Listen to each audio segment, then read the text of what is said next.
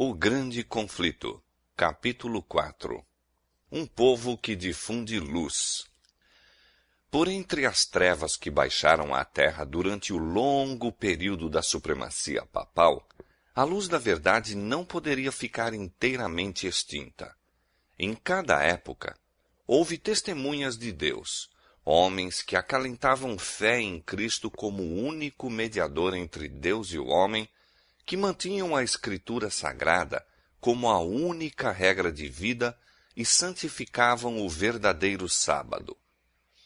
Quanto o mundo deve a estes homens, a posteridade jamais saberá.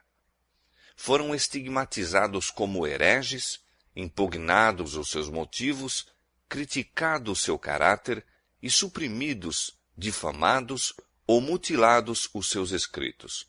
No entanto, permaneceram firmes e de século em século mantiveram a fé em sua pureza como sagrado legado às gerações vindouras.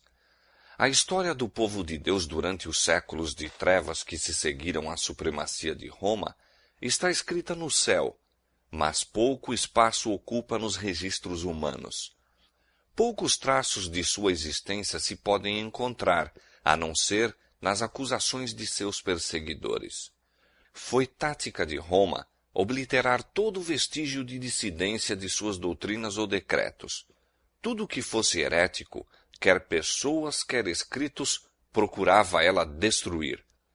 Expressões de dúvida ou questões quanto à autoridade dos dogmas papais eram suficientes para tirar a vida do rico ou pobre, elevado ou humilde. Roma se esforçava também por destruir todo o registro de sua crueldade para com os que discordavam dela. Os concílios papais decretavam que livros ou escritos contendo relatos desta natureza deveriam ser lançados às chamas. Antes da invenção da imprensa, os livros eram pouco numerosos e de forma desfavorável à preservação. Portanto, pouco havia a impedir que os romanistas levassem a efeito o seu desígnio. Nenhuma igreja dentro dos limites da jurisdição romana ficou muito tempo sem ser perturbada no gozo da liberdade de consciência. Mal o papado obtivera poder, estendeu os braços para esmagar a todos os que recusassem a reconhecer-lhe o domínio, e uma após outra, submeteram-se as igrejas ao seu governo. Na Grã-Bretanha, o primitivo cristianismo muito cedo deitou raízes. O evangelho, recebido pelos bretões nos primeiros séculos, não se achava então corrompido pela apostasia romana. A perseguição dos imperadores pagãos, que se estendeu mesmo até aquelas praias distantes, foi a única dádiva que a primeira igreja da Bretanha recebeu de Roma. Muitos dos cristãos, fugindo da perseguição na Inglaterra, encontraram refúgio na Escócia. Daí, a verdade foi levada à Irlanda, sendo em todos estes países recebida com alegria. Quando os saxões invadiram a Bretanha, o paganismo conseguiu predomínio. Os conquistadores desdenharam ser instruídos por seus escravos e os cristãos foram obrigados a retirar-se para as montanhas e agrestes pauís. Não obstante, a luz por algum tempo oculta continuou a arder. Na Escócia, um século mais tarde, brilhou ela com um fulgor que se estendeu a muito longínquas terras. Da Irlanda vieram o piedoso Columba e seus colaboradores, os quais, reunindo em torno de si os crentes dispersos da solitária ilha de Iona, fizeram desta o centro de seus trabalhos missionários. Entre estes evangelistas encontrava-se um observador do sábado bíblico, e assim esta verdade foi introduzida entre o povo. Estabeleceu-se uma escola em Iona, da qual saíram missionários não somente para a Escócia e Inglaterra, mas para a Alemanha, Suíça e mesmo para a Itália. Roma, porém, fixara os olhos na Bretanha e resolvera pô-la sob sua supremacia. No VI século, seus missionários empreenderam a conversão dos pagãos saxões. Foram recebidos com favor pelos orgulhosos bárbaros e induziram muitos milhares a professar a fé romana. O trabalho progredia e os dirigentes papais e seus conversos encontraram os cristãos primitivos. Eloquente contraste se apresentou. Os últimos eram simples, humildes de caráter, doutrina e maneiras segundo as Escrituras, ao passo que os primeiros manifestavam a superstição, a pompa, a arrogância do papado. O emissário de Roma exigiu que estas igrejas cristãs reconhecessem a supremacia do soberano pontífice. Os bretões mansamente replicaram que desejavam amar a todos os homens, mas que o Papa não tinha direito à supremacia na igreja e que eles poderiam prestar-lhe somente a submissão devida a todo seguidor de Cristo. Repetidas tentativas foram feitas para se conseguir sua adesão a Roma, mas esses humildes cristãos, espantados com o orgulho ostentado por seus emissários, firmemente replicavam que não conheciam outro mestre senão a Cristo. Revelou-se então o verdadeiro espírito do papado. Disse o chefe romano: se não receberdes irmãos que vos trazem paz, recebereis inimigos que vos trarão guerra. Se vos não unirdes conosco para mostrar aos saxões o caminho da vida, recebereis deles o golpe de morte. Não era isto simples ameaça. Guerra, intriga e engano foram empregados contra as testemunhas de uma fé bíblica, até que as igrejas da Bretanha foram destruídas ou obrigadas a submeter-se à autoridade do Papa.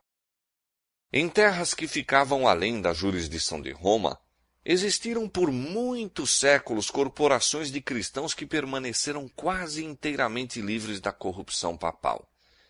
Estavam rodeados de pagãos e, no transcorrer dos séculos, foram afetados por seus erros, mas continuaram a considerar a Escritura Sagrada como a única regra de fé, aceitando muitas de suas verdades.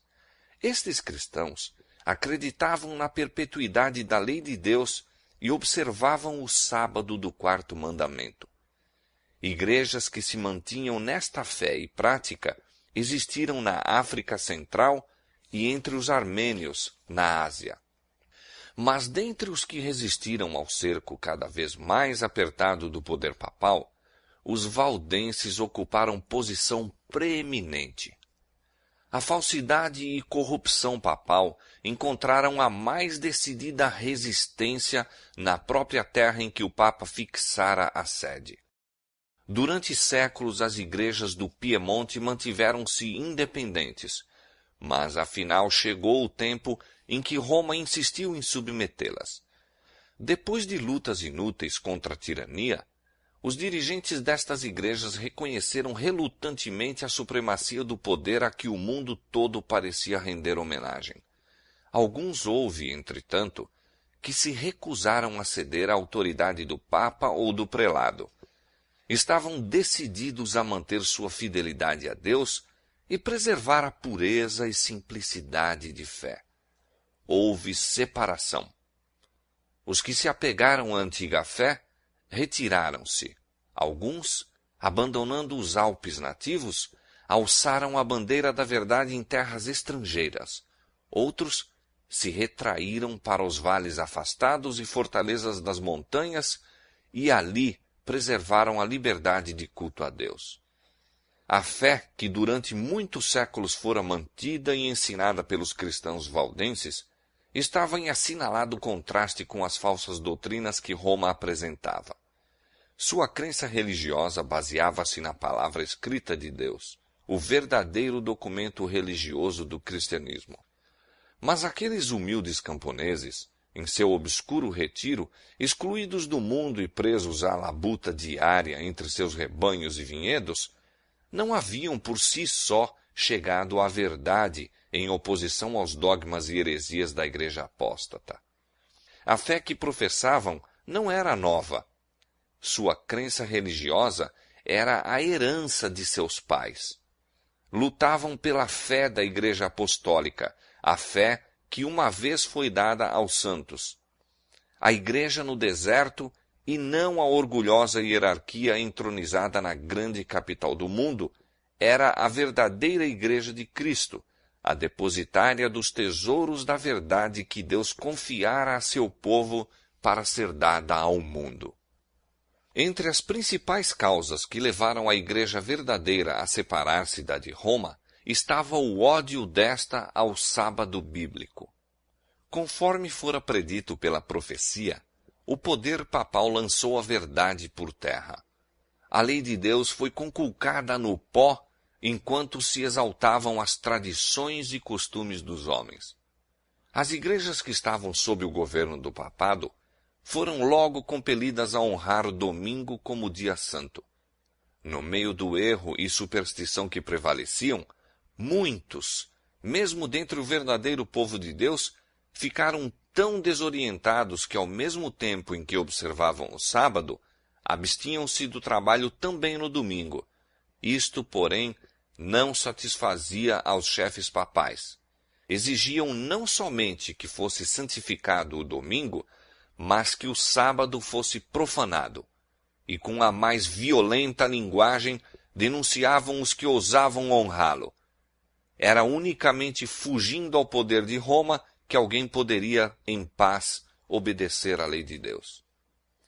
Os valdenses foram os primeiros dentre os povos da Europa a obter a tradução das Sagradas Escrituras. Centenas de anos antes da Reforma, possuíam a Bíblia em manuscrito na língua materna. Tinham a verdade incontaminada, e isto os tornava objeto especial do ódio e perseguição. Declaravam ser a Igreja de Roma a Babilônia apóstata do Apocalipse, e com perigo de vida erguiam-se para resistir às suas corrupções. Opressos pela prolongada perseguição, alguns comprometeram sua fé, cedendo pouco a pouco em seus princípios distintivos, enquanto outros sustentavam firme a verdade. Durante séculos de trevas e apostasia, houve alguns dentre os valdenses que negavam a supremacia de Roma, rejeitavam o culto às imagens como idolatria e guardavam o verdadeiro sábado. Sob as mais atrozes tempestades da oposição conservaram a fé. Acossados, embora pela espada dos saboianos, e queimados pela fogueira romana, mantiveram-se sem hesitação ao lado da palavra de Deus e de sua honra. Por trás dos elevados baluartes das montanhas, em todos os tempos refúgio dos perseguidos e oprimidos, os valdenses encontraram esconderijo. Ali conservou-se a luz da verdade a arder por entre as trevas da Idade Média. Ali, durante 1000 anos, testemunhas da verdade mantiveram a antiga fé. Deus providenciara para seu povo um santuário de majestosa grandeza, de acordo com as extraordinárias verdades confiadas à sua guarda. Para os fiéis exilados, eram as montanhas um emblema da imutável justiça de Jeová. Apontavam eles a seus filhos as alturas sobranceiras, em sua imutável majestade, e falavam-lhes daquele em quem não há mudança nem sombra de variação, cuja palavra é tão perdurável como os montes eternos. Deus estabelecera firmemente as montanhas e as cingira de fortaleza. Braço algum, a não ser o do poder infinito, poderia movê-las do lugar. De igual maneira, estabelecera ele a sua lei, fundamento de seu governo no céu e na terra. O braço do homem poderia atingir a seus semelhantes e destruir-lhes a vida, mas esse braço seria tão impotente para desarraigar as montanhas de seu fundamento e precipitá-las no mar, como para mudar um preceito da lei de Jeová ou anular qualquer de suas promessas aos que lhe fazem a vontade. Na fidelidade para com a sua lei, os servos de Deus deveriam ser tão firmes como os outeiros imutáveis. As montanhas que cingiam os fundos vales eram testemunhas constantes do poder criador de Deus e afirmação sempre infalível de seu cuidado protetor. Esses peregrinos Aprenderam a amar os símbolos preciosos da presença de Jeová. Não condescendiam com murmurações por causa das agruras da sorte. Nunca se sentiam abandonados na solidão das montanhas. Agradeciam a Deus por haver-lhes provido refúgio da ira e crueldade dos homens. Regozijavam-se diante dele na liberdade de prestar culto. Muitas vezes, quando perseguidos pelos inimigos, a fortaleza das montanhas se provara ser defesa segura. De muitos rochedos elevados entoavam eles louvores a Deus, e os exércitos de Roma não podiam fazer silenciar seus cânticos de ações de graças. Pura, singela e fervorosa era a piedade desses seguidores de Cristo. Os princípios da verdade avaliavam-nos eles acima das casas e terras, amigos, parentes e mesmo da própria vida. Semelhantes princípios ardorosamente procuravam eles gravar no coração dos jovens. Desde a mais tenra infância, os jovens eram instruídos nas Escrituras e ensinava-se-lhes a considerar santos os requisitos da lei de Deus. Sendo raros os exemplares das Escrituras Sagradas, eram suas preciosas palavras confiadas à memória. Muitos eram capazes de repetir longas porções tanto do Velho como do Novo Testamento. Os pensamentos de Deus associavam-se ao sublime cenário da natureza e às humildes bênçãos da vida diária. Criancinhas aprendiam a olhar com gratidão a Deus como o doador de toda mercê e conforto. Os pais, ternos e afetuosos como eram, tão sabiamente amavam os filhos que não permitiam que se habituassem à condescendência própria. Esboçava-se diante deles uma vida de provações e agruras, talvez a morte de mártir.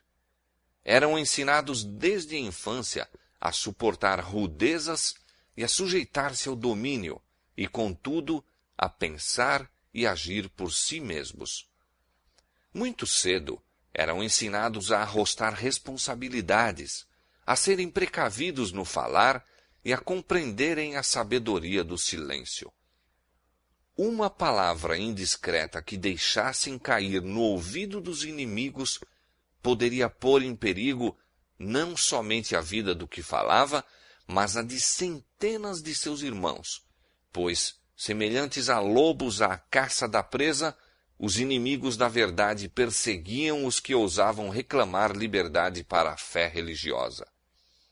Os valdenses haviam sacrificado a prosperidade temporal por amor à verdade e com paciência perseverante labutavam para ganhar o pão.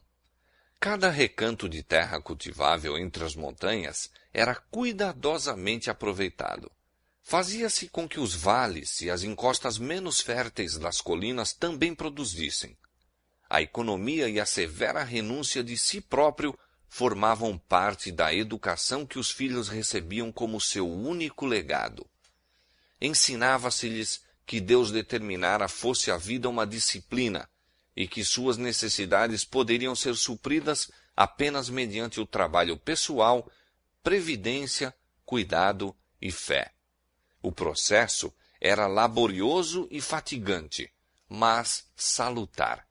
Precisamente o de que o homem necessita em seu estado decaído, escola que Deus proveu para o seu ensino e desenvolvimento. Enquanto os jovens se habituavam ao trabalho e às perezas, a cultura do intelecto não era negligenciada. Ensinava-se-lhes que todas as suas capacidades pertenciam a Deus e que deveriam todas ser aperfeiçoadas e desenvolvidas para o seu serviço. As igrejas valdenses, em sua pureza e simplicidade, assemelhavam-se à igreja dos tempos apostólicos. Rejeitando a supremacia do Papa e prelados, mantinham a Escritura Sagrada como a única autoridade suprema infalível.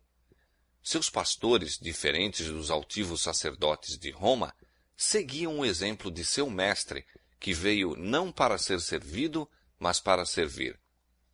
Alimentavam o rebanho de Deus, guiando-os às verdes pastagens e fontes vivas de sua santa palavra. Longe dos monumentos da pompa e orgulho humano, o povo congregava-se, não em igrejas suntuosas ou grandes catedrais, mas à sombra das montanhas nos vales alpinos ou, em tempo de perigo, em alguma fortaleza rochosa, a fim de escutar as palavras da verdade proferidas pelos servos de Cristo. Os pastores não somente pregavam o Evangelho, mas visitavam os doentes, doutrinavam as crianças, admoestavam aos que erravam e trabalhavam para resolver as questões e promover harmonia e amor fraternal. Em tempos de paz eram sustentados por ofertas voluntárias do povo, mas como São Paulo, o fabricante de tendas, cada qual aprendia um ofício ou profissão, mediante a qual, sendo necessário, proveria o sustento próprio. De seus pastores recebiam os jovens instrução. Conquanto se desse atenção aos ramos dos conhecimentos gerais, fazia-se da Escritura Sagrada o estudo principal. Os evangelhos de São Mateus e São João eram confiados à memória, juntamente com muitas das epístolas. Também se ocupavam em copiar as Escrituras. Alguns manuscritos continham a Bíblia toda, outros apenas breves excertos, a que algumas simples explicações do texto eram acrescentadas por aqueles que eram capazes de comentar as Escrituras. Assim se apresentavam os tesouros da verdade durante tanto tempo ocultos pelos que procuravam exaltar-se acima de Deus. Mediante pacientes e incansáveis labores, por vezes nas profundas e escuras cavernas da terra, à luz de archotes, eram copiadas as Escrituras Sagradas, versículo por versículo, capítulo por capítulo. Assim, a obra prosseguia, resplandecendo qual ouro puro a vontade revelada de Deus. E quanto mais brilhante, clara e poderosa era por causa das provações que passavam por seu amor, apenas o poderiam compreender os que se achavam empenhados em obra semelhante. Anjos celestiais circundavam os fiéis obreiros. Satanás incitara sacerdotes e prelados a enterrarem a palavra da verdade sob a escória do erro, heresia e superstição, mas de modo maravilhosíssimo foi ela conservada incontaminada através de todos os séculos de trevas. Não trazia o cunho do homem, mas a impressão divina. Os homens se têm demonstrado incansáveis em seus esforços para obscurecer o claro e simples sentido das Escrituras e fazê-las contradizerem seu próprio testemunho. Porém, semelhante à arca sobre as profundas águas encapeladas, a palavra de Deus leva de vencida as borrascas que a ameaçam de destruição. Assim como tem a mina ricos veios de ouro e prata ocultos por sob a superfície, de maneira que todos os que desejam descobrir os preciosos depósitos devem cavar, assim, as Sagradas Escrituras têm tesouros de verdade que são revelados unicamente ao ardoroso, humilde e devoto pesquisador. Deus destinara a Bíblia a ser um compêndio para toda a humanidade na infância, juventude e idade madura, devendo ser estudada através de todos os tempos. Deu sua palavra aos homens como revelação de si mesmo. Cada nova verdade que se divisa é uma nova revelação do caráter de seu autor. O estudo das Escrituras é o meio divinamente ordenado para levar o homem à mais íntima comunhão com seu Criador e dar-lhe mais claro conhecimento de sua vontade. É o meio de comunicação entre Deus e o homem. Conquanto os valdenses considerassem o temor do Senhor como princípio da sabedoria, não eram cegos no tocante à importância do contato com o mundo, do conhecimento dos homens e da vida ativa para expandir o espírito e avivar as percepções. De suas escolas nas montanhas, alguns dos jovens foram enviados a instituições de ensino nas cidades da França ou Itália, onde havia campo mais vasto para o estudo, pensamento e observação do que nos Alpes nativos. Os jovens assim enviados eram expostos à tentação, testemunhavam o vício, defrontavam-se com os astuciosos agentes de Satanás, que lhes queriam impor as mais sutis heresias e os mais perigosos enganos. Mas sua educação, desde a meninice, fora de molde a prepará-los para tudo isto. Nas escolas aonde iam, não deveriam fazer confidentes a quem quer que fosse.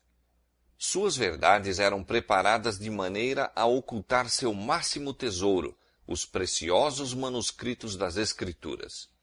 A estes, fruto de meses e anos de labuta, levavam consigo, e sempre que o podiam fazer sem despertar suspeita, cautelosamente punham uma porção ao alcance daqueles cujo coração parecia aberto para receber a verdade.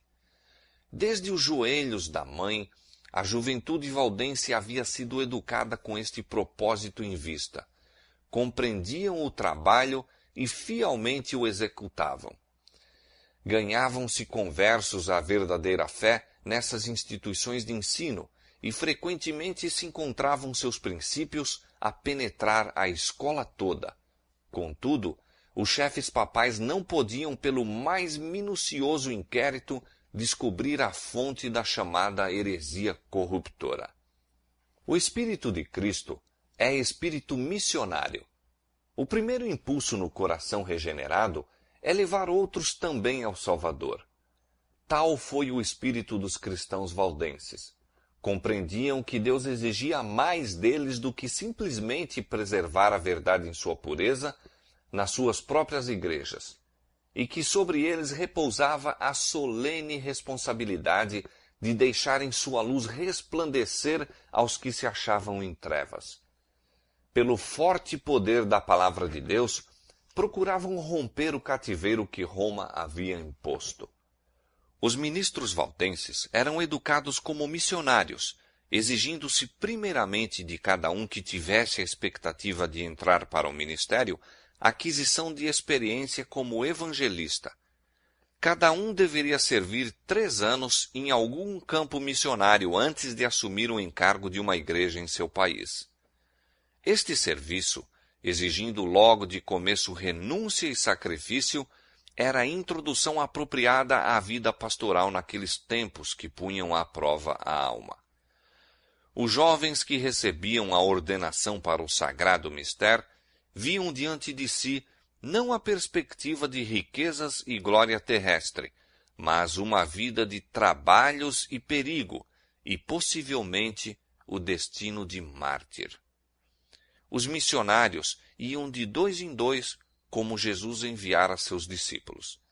Cada jovem tinha usualmente por companhia um homem de idade e experiência, achando-se aquele sob a orientação do companheiro, que ficava responsável por seu ensino e a cuja instrução se esperava que seguisse. Estes coobreiros não estavam sempre juntos, mas muitas vezes se reuniam para orar e aconselhar-se, fortalecendo-se assim mutuamente na fé. Tornar conhecido o objetivo de sua missão seria assegurar a derrota. Ocultavam, portanto, cautelosamente seu verdadeiro caráter. Cada ministro possuía conhecimento de algum ofício ou profissão, e os missionários prosseguiam na obra sob a aparência de vocação secular. Usualmente escolhiam a de mercador ou vendedor ambulante. Levavam sedas, joias e outros artigos que naquele tempo não se compravam facilmente, a não ser em mercados distantes, e eram bem recebidos como negociantes, onde teriam sido repelidos como missionários. Em todo o tempo seu coração se levantava a Deus, rogando sabedoria, a fim de apresentar um tesouro mais precioso do que o ouro ou joias. Levavam secretamente consigo exemplares da Escritura Sagrada, no todo ou em parte.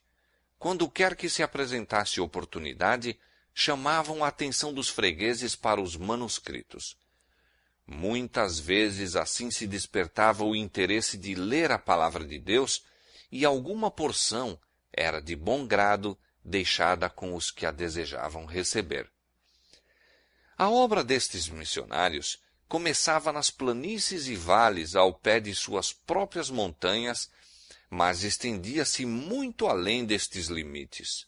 Descalços e com vestes singelas e poentas da jornada, como eram as de seu mestre, passavam por grandes cidades e penetravam em longínquas terras.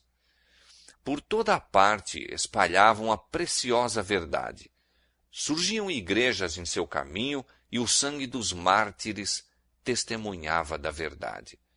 O dia de Deus revelará a rica messe de almas enceleiradas pelos labores destes homens fiéis. Velada e silenciosa, a palavra de Deus rompia caminho através da cristandade e tinha alegre acolhida nos lares e corações. Para os valdenses, não eram as Escrituras simplesmente o registro do trato de Deus para com os homens no passado e a revelação das responsabilidades e deveres do presente, mas o desvendar dos perigos e glórias do futuro. Acreditavam que o fim de todas as coisas não estava muito distante, e estudando a Bíblia com oração e lágrimas, mais profundamente se impressionavam com suas preciosas declarações e com o dever de tornar conhecidas a outros as suas verdades salvadoras. Viam o plano da salvação claramente revelado nas páginas sagradas e encontravam conforto, esperança e paz crendo em Jesus. Ao iluminar-lhes a luz o entendimento e ao alegrar-lhes ela o coração, anelavam derramar seus raios sobre os que se achavam nas terras do erro papal. Viam que, sob a direção do Papa e sacerdotes, multidões debalde se esforçavam por obter perdão, afligindo o corpo por causa do pecado da alma. Ensinados a confiar nas boas obras para se salvarem, estavam sempre a olhar para si mesmos, ocupando a mente com a sua condição pecaminosa, vendo-se expostos à ira de Deus, afligindo alma e corpo, não achando, contudo, alívio. Almas conscienciosas eram, destarte, enredadas pelas doutrinas de Roma. Milhares abandonavam amigos e parentes, passando a vida nas celas dos conventos.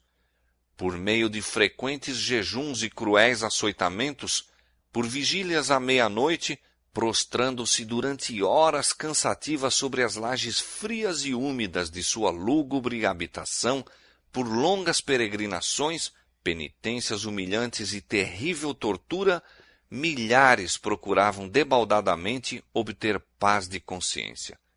Oprimidos por uma intuição de pecado e perseguidos pelo temor da ira vingadora de Deus, muitos continuavam a sofrer até que a natureza exausta se rendia e, sem um resquício de luz ou esperança, baixavam à sepultura. Os valdenses ansiavam por partir a estas almas famintas o pão da vida, revelar-lhes as mensagens de paz nas promessas de Deus e apontar-lhes a Cristo como a única esperança de salvação. Tinham por falsa a doutrina de que as boas obras podem expiar a transgressão da lei de Deus.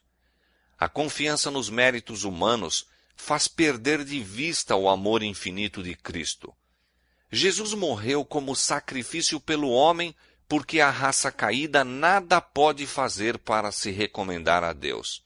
Os méritos de um Salvador crucificado e ressurgido são o fundamento da fé cristã.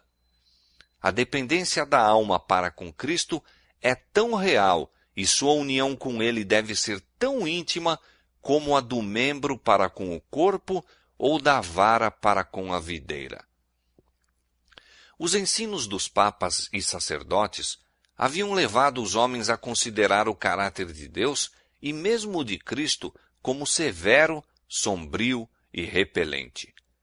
Representava-se o Salvador tão destituído de simpatia para com o homem em seu estado decaído, que devia ser invocada a mediação de sacerdotes e santos.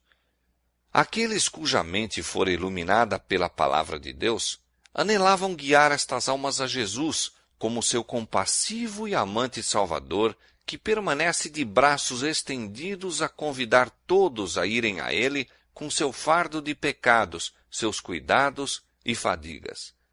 Almejavam remover os obstáculos que Satanás havia acumulado para que os homens não pudessem ver as promessas e ir diretamente a Deus, confessando os pecados e obtendo perdão e paz. Ardorosamente desvendava o missionário valdense as preciosas verdades do Evangelho ao espírito inquiridor. Citava com precaução as porções cuidadosamente copiadas da Sagrada Escritura. Era sua máxima alegria infundir esperança à alma conscienciosa, ferida pelo pecado, e que tão somente podia ver um Deus de vingança, esperando para executar justiça. Com lábios trêmulos e olhos lacrimosos, muitas vezes, com joelhos curvados, expunha a seus irmãos as preciosas promessas que revelam a única esperança do pecador. Assim, a luz da verdade penetrava muitas almas obscurecidas, fazendo recuar a nuvem lúgubre até que o sol da justiça resplandecesse no coração, trazendo saúde em seus raios. Dava-se a miúde o caso de alguma porção das Escrituras ser lida várias vezes, desejando o ouvinte que fosse repetida como se quisesse assegurar-se de que tinha ouvido bem. Em especial, se desejava de maneira ávida a repetição destas palavras: o sangue de Jesus Cristo, seu Filho, nos purifica de todo o pecado. 1 São João, capítulo 1, verso 7. Como Moisés levantou a serpente no deserto, assim importa que o Filho do Homem seja levantado, para que todo aquele que nele crê não pereça, mas tenha a vida eterna. São João, capítulo 3, versos 14 e 15. Muitos não se iludiam em relação às pretensões de Roma.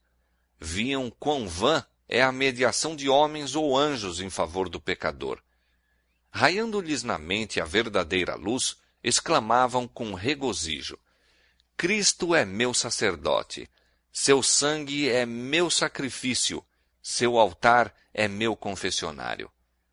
Confiavam-se inteiramente aos méritos de Jesus, repetindo as palavras: sem fé é impossível agradar-lhe. Hebreus capítulo 11, verso 6. Nenhum outro nome há, dado entre os homens, pelo qual devamos ser salvos. Atos capítulo 4, verso 12.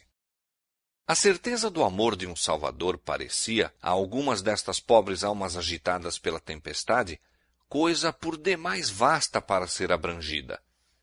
Tão grande era o alívio que sentiam, tal a inundação de luz que lhes sobrevinha, que pareciam transportadas ao céu. Punham confiantemente suas mãos na de Cristo, firmavam os pés sobre a rocha dos séculos, bania-se todo o temor da morte. Podiam agora ambicionar a prisão e a fogueira, se desse modo honrassem o nome de seu Redentor. Em lugares ocultos era a palavra de Deus apresentada e lida algumas vezes a uma única alma, outras a um pequeno grupo que anelava a luz e a verdade. A miúde, a noite toda era passada desta maneira. Tão grande era o assombro e admiração dos ouvintes, que o mensageiro da misericórdia frequentemente se via obrigado a cessar a leitura até que o entendimento pudesse aprender as boas novas da salvação. Era comum proferirem-se palavras como estas: aceitará Deus em verdade a minha oferta? Olhar-me-á benignamente? Perdoar-me-á ele? Lia-se a resposta: vinde a mim todos os que estáis cansados e oprimidos, e eu vos aliviarei. Mateus capítulo 11, verso 28. A fé se apegava à promessa, ouvia-se a alegre resposta: nada mais de longas peregrinações, nada de penosas jornadas aos relicários sagrados. Posso ir a Jesus tal como estou, pecador e ímpio, e ele não desprezará a oração de arrependimento. Perdoados te são os teus pecados.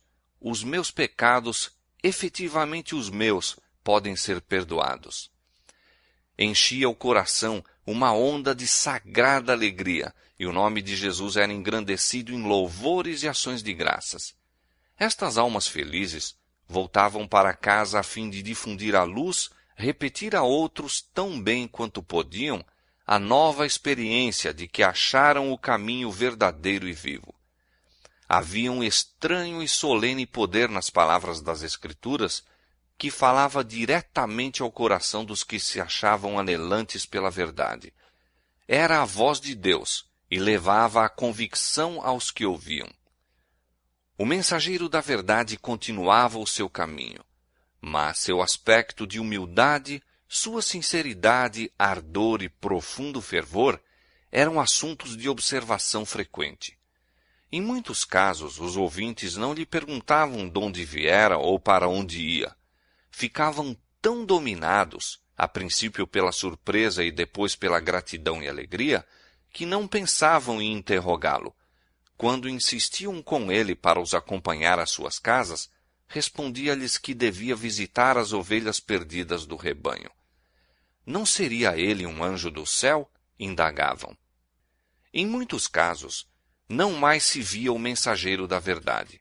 Seguira para outros países, ou a vida se lhe consumia em algum calabouço desconhecido, ou talvez seus ossos estivessem alvejando no local em que testificara da verdade. Mas as palavras que deixara após si não poderiam ser destruídas. Estavam a fazer sua obra no coração dos homens. Os benditos resultados só no dia do juízo se revelarão plenamente. Os missionários valdenses estavam invadindo o reino de Satanás e os poderes das trevas despertavam para maior vigilância. Todo esforço para avanço da verdade era observado pelo príncipe do mal e ele excitava os temores de seus agentes. Os chefes papais viram grande perigo para sua causa no trabalho destes humildes itinerantes.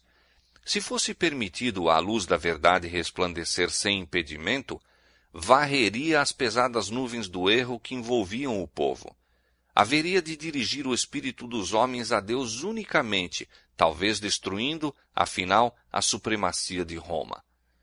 A própria existência deste povo, mantendo a fé da antiga igreja, era testemunho constante da apostasia de Roma e, portanto, excitava o ódio e perseguição mais atrozes. Sua recusa de renunciar às Escrituras era também ofensa que Roma não podia tolerar. Decidiu-se ela a exterminá-los da terra. Começaram então as mais terríveis cruzadas contra o povo de Deus em seus lares montesinos. Puseram-se inquisidores em suas pegadas, e a cena do inocente Abel tombando ante o assassino Caim repetia-se frequentemente. Reiteradas vezes foram devastadas as suas férteis terras, destruídas as habitações e capelas, de maneira que onde houvera campos florescentes e lares de um povo simples e laborioso, restava apenas um deserto. Assim como o animal de rapina se torna mais feroz provando sangue, a ira dos sectários do Papa acendia-se com maior intensidade com o sofrimento de suas vítimas. Muitas destas testemunhas da fé pura foram perseguidas através das montanhas e caçadas nos vales em que se achavam escondidas, encerradas por enormes florestas e píncaros rochosos. Nenhuma acusação se poderia fazer contra o caráter moral da classe proscrita. Mesmo seus inimigos declaravam serem eles um povo pacífico, sossegado e piedoso. Seu grande crime era não quererem adorar a Deus segundo a vontade do Papa. Por tal crime, toda humilhação, insulto e tortura que homens ou diabos podem inventar, amontoaram-se sobre eles. Determinando-se Roma a exterminar a odiada seita, uma bula foi promulgada pelo Papa, condenando-os como hereges e entregando-os ao morticínio. Não eram acusados como ociosos, desonestos ou desordeiros, mas declarava-se que tinham uma aparência de piedade e santidade que seduzia as ovelhas do verdadeiro aprisco. Portanto, ordenava o Papa que, aquela maligna e abominável seita de perversos, caso se recusasse a abjurar, fosse esmagada como serpentes venenosas. Esperava o altivo potentado ter de responder por estas palavras? Sabia que estavam registradas nos livros do céu para lhe serem apresentadas no juízo?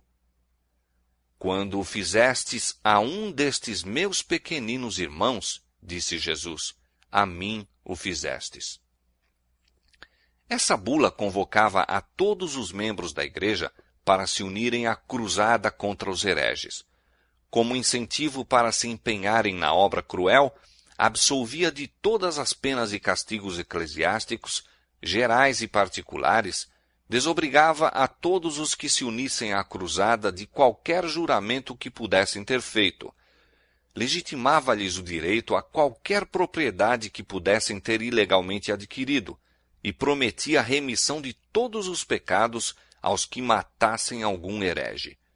Anulava todos os contratos feitos em favor dos valdenses, ordenava que seus criados os abandonassem, proibia a toda pessoa dar-lhes qualquer auxílio que fosse e a todos permitia tomar posse de sua propriedade. Este documento revela claramente o espírito que o ditou. É o bramido do dragão e não a voz de Cristo que nele se ouve. Os dirigentes papais não queriam conformar seu caráter com a grande norma da lei de Deus, mas erigiram uma norma que lhes fosse conveniente e decidiram obrigar todos a se conformarem com a mesma porque Roma assim o desejava. As mais horríveis tragédias foram encenadas. Sacerdotes e papas corruptos e blasfemos estavam a fazer a obra que Satanás lhes designava. A misericórdia não encontrava guarida em sua natureza.